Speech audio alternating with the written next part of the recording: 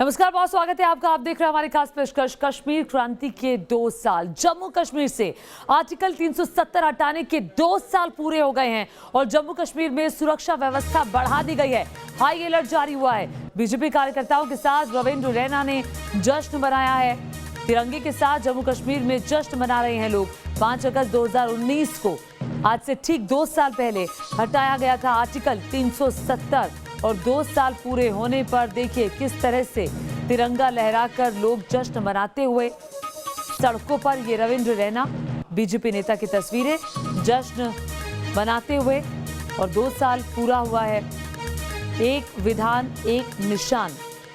चूंकि पहले आपको बता दें कि 370 के तहत विशेष राज्य का दर्जा दिया गया था जिसे केंद्र सरकार ने हटा दिया और ये एक बोल्ड डिसीजन था जो केंद्र सरकार की तरफ से लिया गया। 2 साल में घाटी की फिजा कितनी बदली है, विकास की घटा जो छाई है, वो पूरी कहानी हम आपको बताएंगे। इन 2 सालों में कितना विकास हुआ है।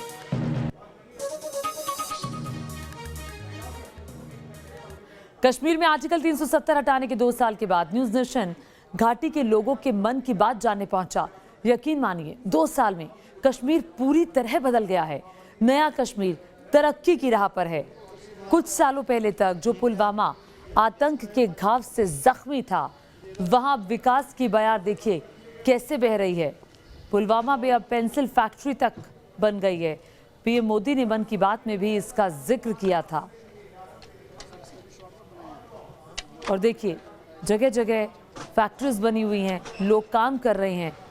ये वो पुलवामा है जो आतंक से घिरा रहता था। आए दिन आतंकी गतिविधियों की खबरें लगातार पुलवामा से आती थी, लेकिन अब पुलवामा से खबरें आती हैं फैक्ट्रियों की। अब पुलवामा से खबरें आती हैं कारोबार की। एक पेंसिल फैक्ट्री वहां बनी है, उसके अलावा कई और उद्योग धंधे वहां शुरू हो गए हैं। तो विकास ग्राउंड पर पहुंचा है कि नहीं, यही खोजने के लिए न्यूज़ नेशन पहुंचा है पुलवामा। और पुलवामा की सड़कें छानते हुए हमारा सफ़र एक ऐसी जगह पर आकर रुका है जिसका जिक्र खुद प्रधानमंत्री नरेंद्र मोदी मन की बात में कर चुके हैं। जी हाँ, हम पुलवामा की उसी पेंसिल फैक्ट्री में इस वक्त मौजूद हैं जिसका जिक्र प्रधानमंत्री ने कुछ दिनों पहले मन की बात कार्यक्रम में किया था और बताया था कि किस तरीके से पुलवामा की ये फैक्ट्री पूरे देश की 90% पेंसिल की आपूर्ति की खपत को पूरा कर रही है। हम उसी जगह पर पहुंचे हुए हैं और देखिए यहाँ पर ये जो ब्लॉक्स आप देख रहे हैं, यही वो लकड़ी है जो यहाँ की लोकल लकड़ी है। अभी तक ये लकड़ी जो पेंसिल में इस्तेमाल होती थी, तमाम कंपनियाँ हैं वो बाहर से आयात करती थी, उन्हें बाहर से मंगाना पड़ता था। लेकिन अब यहाँ पर ये पेंसिल जो है यहाँ की लोकल जो लकड़ी है जिसे पॉपुलर कहा जाता है, उसके ज़रिए बनाने का काम किया गया और ये काम बड़ा अच्छा रहा क्योंकि ये लकड़ी बिल्कुल सूटेबल साबित हुई उन तमाम प्रोडक्ट्स के लिए जो इन कंपनियों की डिमांड थी और अब वो डिमांड यहाँ से पूरी की जा रही है। हमारे साथ यहाँ पर इस कंपनी के ऑनर हैं हालांकि आकिब मंजूर। आकिब जी, आपके वालिद का जिक्र किया था प्रधानमंत्री नरेंद्र मोदी ने, आपके पिता का नाम लिया था और बताया था कि किस तरीके से आप ये काम कर रहे हैं। क्या है ये पूरा, पहले तो कॉन्सेप्ट समझाइए, क्या चीज़ है और ये कैसे आप आपूर्ति कर रहे हैं इसकी? पहले सर ये लोकल पॉपुलर है, उसके बाद सर लोकल यहाँ की लकड़ी है पॉपुलर, उसी लकड़ी को इन्होंने पेंसिल बनाने के लिए इस्तेमाल करने का आइडिया दिया और अब ये 90% तक आपूर्ति कर रही है पूरे देश की। अभी सर पहले इसमें लोकल पॉपुलर लगता है, उसके बाद कटिंग हो रही है, उसके बाद सर हमें ड्राइंग के लिए राउंड बनाते हैं सर। उसके बाद सर जब इसका 10-15 मॉइस्चर रहता है उसके बाद हम ग्रेडिंग कर रहे हैं, इसके सॉर्टिंग कर रहे हैं, इसके बाद उसमें हम पैक करते हैं बैगों में। आपको वो भी मैं सर दिखाऊंगा इसमें पैकिंग कैसे हो रही है सर जी। ये हमारा सर राउंड हम जैसे बनाते हैं सर इसको सलाटों की जी, ये ड्राइंग के लिए सर जी। ये यहीं की लकड़ी है, पहले ये लकड़ियाँ बाहर से लानी पड़ती थी? ना ये लोकल ही है सर। नहीं, जो पेंसिल कंपनियाँ हैं पहले बाहर से मंगवाते हैं सर। ये जब से उन्होंने देखा ये लकड़ पूरा सॉफ्ट है सर, पूरा अच्छी पेंसिल, अच्छा क्वालिटी बनता है सर इसमें, तब से उन्होंने हमें ऑर्डर दिया, बोला आप ऐसा करो, आप हमें स्लॉट बना के दे दो। लकड़ी बताएंगे भैया ये गीली क्यों है लकड़ी? ये सर गीली है, नेचुरली गीली है सर ये, इसलिए इसको मोल्ड करने में वो रहता है, काम हो जाता है। इस पर ड्राइंग के लिए ज़रूरी करना पड़ता है इसमें क्योंकि मॉइस्चर नहीं रहना चाहिए इसमें सर। मुझे ये बताइए कि यहाँ पर और भी ऐसी फैक्ट्री है या आप ही की फैक्ट्री अकेली 90% पूरे देश की? 10-12 फैक्ट्री हो रही है सर, ये पूरे देश को हम माल सप्लाई कर रहे हैं सर। कौन कौन सी कंपनीज है जो आपकी लकड़ी इस्तेमाल कर रही है? ये नटराज है, अप्सरा है, डोमोज है सर, बहुत सारी फैक्ट्री ऐसी है। मतलब भारत में बनने वाली अमूमन तमाम जो पेंसिल्स है जो आप सारा इसी से बनता है सर। जो पेंसिल आप घरों में इस्तेमाल कर रहे हैं, आपके बच्चे इस्तेमाल कर रहे हैं या आप ड्राइंग करते हैं उसमें इस्तेमाल करते हैं, तो देखिए यही वो लकड़ी है जहां से उनकी आपूर्ति हो रही है। पहले आयात करना पड़ता था, विदेशों से मंगवाना पड़ता था। पहले कौन सी कंट्री थी जहां से आती थी ये लकड़ियाँ? सर जैसे फॉरेन कंट्री से आ रही थी, वहाँ से उन्होंने मंगाना पड़ता था ये सर लकड़ी, क्योंकि वो बहुत महंगा पड़ता था इनको। फिर जब इन्होंने देखा कि कश्मीर में हमें इससे सस्ता में भी मिलेगा, पेंसिल सस्ता मिलेगा और ये सॉफ्ट वुड है कश्मीर का, तो उन्होंने ऐसा ऑर्डर दिया, तो हम तब से शुरू करने लगे सर ये। तो देखिए आप, ये ऑर्डर तैयार किया जा रहा है और यही ऑर्डर जो है आगे इन कंपनीज़ को भेजा जाएगा। इसे डाइंग के लिए इस्तेमाल किया जा रहा है। पहले इसे गीला किया जाता है, उसके बाद मोल्ड होता है, उसके बाद सुखाया जाता है और फिर कंपनी को भेजा जाता है। ये जो आप खांचा देख रहे हैं, इसी खांचे को ये पैक करके कंपनी को आगे सप्लाई कर देंगे। यानी कि मकसद साफ है, विकास भी और लोकल फॉर वोकल भी। यानी कि अब ये जो जगह देख रहे हैं आप, जिसका जिक्र खुद प्रधानमंत्री कर चुके हैं, ये वही जगह है जिस फैक्ट्री से 90% देश की आबादी जो पेंसिल इस्तेमाल करती है उसकी आपूर्ति की जाती है। वीडियो जर्नलिस्ट संजय कुमार के साथ नवेद कुरैशी, पुलवामा, न्यूज़ नेशन। और देखिए सिर्फ इतना ही नहीं है, 2 साल पहले कोई सोच भी नहीं सकता था कि कश्मीर के पुलवामा में हॉकी के लिए टर्फ बन सकता है, यहाँ हॉकी का मजबूत इंफ्रास्ट्रक्चर हो सकता है। लेकिन अब नए कश्मीर में विकास की नई इबारत लिखी जा रही है, बता रहे हैं न्यूज़ नेशन संवाददाता नवेद कुरैशी। धारा 370 हटाने के पीछे सरकार की तरफ की जो मंशा थी वो ये थी कि विकास ग्राउंड लेवल पर नहीं पहुंच पा रहा है। एक लंबे वक्त से ही चला आ रहा था, लेकिन उसके बावजूद क्या ग्रॉस रूट पर उसका विकास हो रहा था। उसी को देखते हुए अब हम इस वक्त जहां मौजूद हैं वो जगह है पुलवामा। पुलवामा का government boys higher secondary school है ये, और पुलवामा जहां पर हम इस वक्त मौजूद हैं, ये एक हॉकी का टर्फ बनाया जा रहा है। देखिए, ये बताया जा रहा है कि साउथ कश्मीर का ये सबसे बेहतरीन हॉकी टर्फ होगा। इसको बनाने के लिए यहाँ के डीसी और डीएसओ जो यहाँ पर जो आला अधिकारी हैं, प्रशासनिक अधिकारी, उनकी देखरेख में ये पूरा काम चल रहा है। और जम्मू कश्मीर स्पोर्ट्स अथॉरिटी इस पूरे हॉकी टर्फ का निर्माण करवा रही है। यानी आप देख रहे हैं ग्राउंड लेवल पर जो विकास है वो पहुँचे यहाँ के यूथ, क्योंकि युवा भारत की कल्पना की जा रही है सरकार की तरफ से, और इसीलिए यूथ को ध्यान में रखते हुए 5 करोड़ की लागत से बन रहा है ये पूरा हॉकी का टर्फ। और इसे बनाने के लिए जो कंपनी हायर की गई है वो भी एक विदेशी कंपनी है। यानी कि आप समझिए कि इंटरनेशनल लेवल का यह पूरा कोर्ट बनने वाला है। इसे 4 चरणों में बनाया जा रहा है। इससे पहले इसकी लेवलिंग की गई है खुदाई करने के बाद, उसके बाद अब इसका मैग्नेमाइजेशन हो रहा है और उसके बाद इस पर टर्फ बिछाई जाएगी। जो टर्फ आ चुकी है उसकी कीमत तकरीबन 1.5 करोड़ रुपए बताई जा रही है, जिसके ऊपर यहाँ के खिलाड़ी, युवा खिलाड़ी खेलेंगे, उनकी कोचिंग होगी। इलाका जो है यहाँ पर हॉकी के कई खिलाड़ी निकलते हैं, यहाँ का जो लोकल लेवल पर कई सारे टूर्नामेंट होते हैं, इसीलिए हॉकी को बढ़ावा देना है। और हॉकी को बढ़ावा देने के लिए इससे बेहतर मुफीद जगह कोई नहीं हो सकती थी, और इसीलिए पुलवामा में ये 5 करोड़ की लागत से एक हॉकी का मैदान बनाया जा रहा है। कोशिश यही है कि यहाँ के यूथ का फ्यूचर बेहतर हो, वो हॉकी में अपना नाम कमाएं, और इसीलिए ये पूरी कवायद सरकार की तरफ से की जा रही है। तो हॉकी का जो टर्फ बनाया जा रहा है उसकी गुणवत्ता कैसी है, किस लेवल का वो टर्फ है और कब तक बनकर तैयार हो जाएगा, आइए जानते हैं। हमारे साथ आदिल हक्कानी साहब हैं जो यहाँ के इंजीनियर हैं, उन्हीं की देखरेख में ये पूरा काम चल रहा है। हक्कानी साहब, इसके बारे में बताइए, ये बनाने के पीछे मंशा क्या है सरकार की, और ये भी बताइए कि किस लेवल का टर्फ बनाया जा रहा है यहाँ के लोगों के लिए। इसमें जो बेसिकली एम जो है यहाँ का स्पोर्ट्स जो है उसको आगे ले जाना, काफ़ी इंटरनेशनल नेशनल लेवल तक कम से कम जो हमारे यहाँ बच्चे हैं काफ़ी इसमें रुचि रखते हैं। ये जो हॉकी है, यहाँ हमारी हॉकी फेडरेशन भी है जो पुलवामा की है, देयर आफ्टर इट की ये कब तैयार हो जाए सो दैट कि हमारे बच्चे यहाँ इससे फैज़याब हो जाएं, उनको यहाँ खेलने को मिले, सो दैट कि वो अपना टैलेंट जो है वो उभार के आएँ, सो दैट कि नेशनल लेवल पे वो पहले आ जाए तो नेशनल से लेकर वो इंटरनेशनल में भी चले जाएँ। और जहाँ तक हमारी ये जो टर्फ़ की बात है, ये टर्फ़ बराबर इंटरनेशनल हॉकी फेडरेशंस ने जो इसमें मार्क रखे हुए हैं उन्हीं स्तरों पर ये बनाया जा रहा है। जो भी इसमें जैसे कि हमारा शॉक पैड्स हैं वो इस्तेमाल हो जाएंगे इसमें।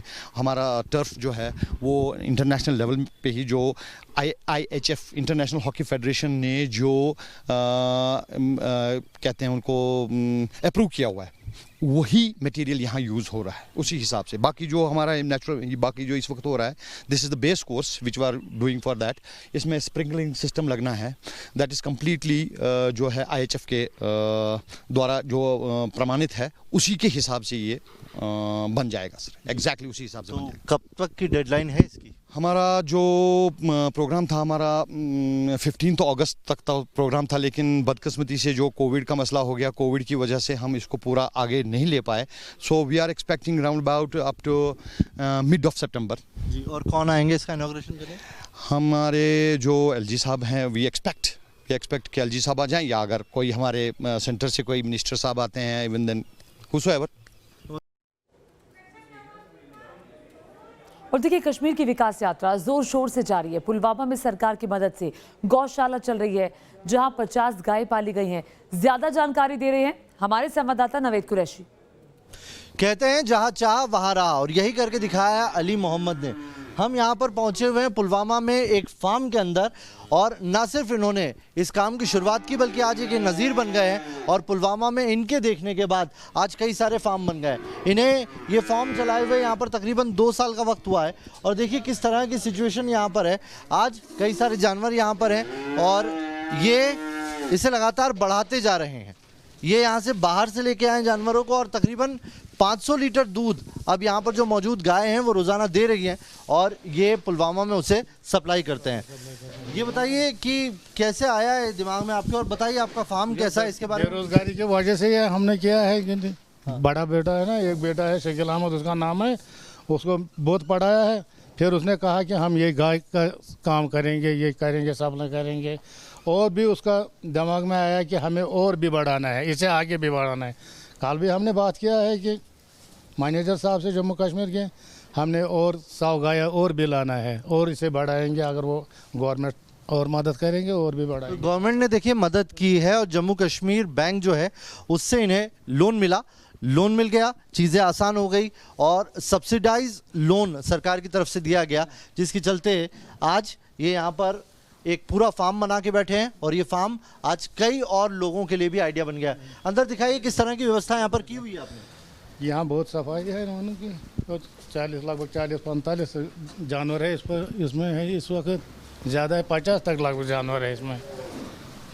अंदर भी है और अंदर भी है अंदर। तो 40 से 50 देखिए यहाँ पर गाय हैं। और ये कहाँ से लेके आए आप? हरियाणा से सर लाया हमने। हरियाणा से गाय लाकर पुलवामा में इन्होंने फार्मिंग शुरू की, और देखिए 500 लीटर से ज़्यादा दूध ये रोज़ाना बेच देते हैं। इस तरीके से शेल्फ बनाकर गायों को यहाँ रखा गया है, उनका चारा, साफ़ सफाई और पानी की व्यवस्था यहाँ पर की जाती है।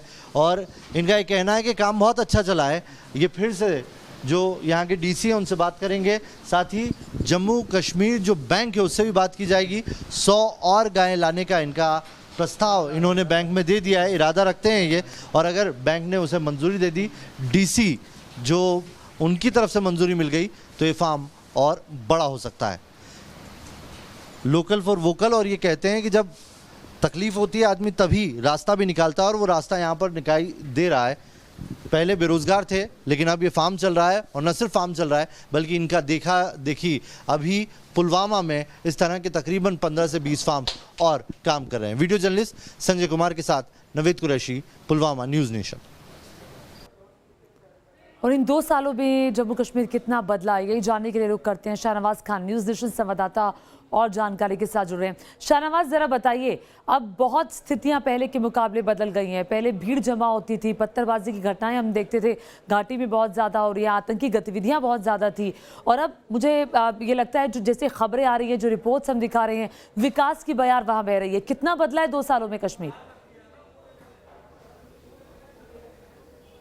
देखिए ज्योति, अगर मैं जम्मू कश्मीर ओवरऑल बात करूं तो विकास की राह पे जम्मू कश्मीर बहुत तेज़ी से आगे बढ़ रहा है। और मैं आपको बताऊं कि पिछले 2 साल में करीब ऐसे कई प्रोजेक्ट्स हैं जो सालों से यहां पर लटके हुए थे, और उनको बनाने में यहां पर कामयाबी जो है वो सरकार ने हासिल की है, रिकॉर्ड समय में हासिल किया है। इसके अलावा ज्योति, अगर हम बात करें तो कई ऐसे यहाँ पर संगठन थे, यहाँ ऐसे समुदाय थे जिनको अधिकार नहीं मिले हुए थे। खासतौर पर वेस्ट पाकिस्तानी रिफ्यूजीज़ जो थे, उनको अब यहाँ पर डोमोसाइल डोमिसाइल्स जो हैं वो मिल गए हैं। 70 सालों से वो अपनी लड़ाई यहाँ पर लड़ रहे थे और ख़ास तौर पर जो जम्मू कश्मीर की बेटियां थी जिनको बाहर जिनकी शादी हो जाती थी उनसे उनके सारे अधिकार छीन लिए जाते थे। तो अभी पिछले महीने ही यहाँ पर जो जम्मू कश्मीर सरकार है उन्होंने आदेश जारी कर दिया है कि उन सभी लड़कियों को डोमिसाइल मिलेंगे और खास तौर पर जो उनके यहाँ पर जो हस्बैंड्स हैं उनको भी यहाँ पर डोमिसाइल जो है वो जम्मू कश्मीर में मिलेगा। तो कुल मिला के जो डिस्क्रिमिनेशन जम्मू कश्मीर के साथ था, यहाँ की बेटियों के साथ था, यहाँ कई ऐसे लोग थे जिनके साथ डिस्क्रिमिनेशन होता था, वो यहाँ पर खत्म हो गया है। और विकास की अगर हम बात करें ज्योति, तो आप देख सकते हैं कि दुनिया का सबसे ऊंचा रेलवे ब्रिज इस समय जम्मू कश्मीर में बन रहा है।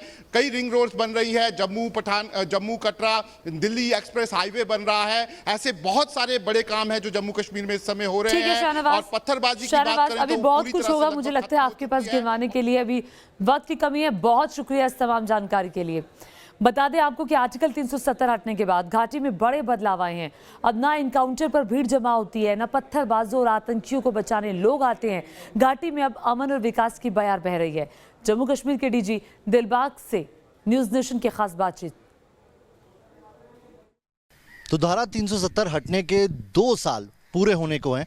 ऐसे में चैलेंजेस क्या थे और आने वाले चैलेंजेस क्या है, यही बात करने के लिए हम मौजूद हैं। हमारे साथ हैं डीजीपी दिलबाग सिंह, उन्हीं से सीधा जानते हैं। सर, 2 साल बेमिसाल या बहुत चैलेंजेस थे जिन्हें धीरे धीरे निकाला गया? देखिए, 2 साल बेमिसाल भी हैं एक लिहाज से, क्योंकि इस 2 साल में जो बदलाव देखने को मिले हैं मुझे लगता है कि पिछले 30 साल में मिसाल हैं। और जो हालात सिक्योरिटी के नज़रिए से, लॉ एंड ऑर्डर के नज़रिए से जो बेहतरी देखने को मिली है वो अनपैरेलल्ड है। लॉ एंड ऑर्डर की घटनाएं इतनी ज़्यादा, अगर आप देखें एक दहशतगर्द के मरने पर बुरहान वानी को अगर लें तो 2000 से ज़्यादा वाक़े हों, और एक ऐसा माहौल जिसमें 117 सिविलियन लॉ एंड ऑर्डर के दौरान मारे जाएं, और जहां इनकाउंटर हो, इनकाउंटर के चलते हुए लोग आकर के पत्थरबाज भीड़ सवार हो जाए ऑपरेशन पार्टी के ऊपर और वहां पर सिविलियन कैजुअल्टीज़ हुए। मुझे खुशी इस बात को कहते हुए कि आज ऐसा माहौल नहीं है। आज ना तो पत्थरबाज पत्थर मारता है, ना ही कोई इनकाउंटर की साइड पे जहां दहशतगर्द के साथ इनकाउंटर चल रहा होता है वहां पर को भीड़ जो है वो आकर के जुटती है और पत्थर मारती है। ना ही लॉ एंड ऑर्डर की कोई सीरियस एंगेजमेंट पूरे साल, पिछले साल के अंदर या उससे भी पिछले साल के अंदर या इस साल के अंदर हुई है। कोई भी सिविलियन कैजुअल्टी ना हमारे ऑपरेशन में हुई है और ना ही कभी लॉ एंड ऑर्डर की किसी सिचुएशन में हुई है जो कि पहले आम देखने को, सुनने को मिलती थी।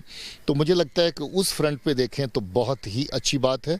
सिक्योरिटी फोर्स की कैजुअल्टी जो ऑपरेशंस के दौरान होती थी, जो उसके अलावे होती थी, बहुत बड़ी तादाद थी, उसमें गिरावट आई है।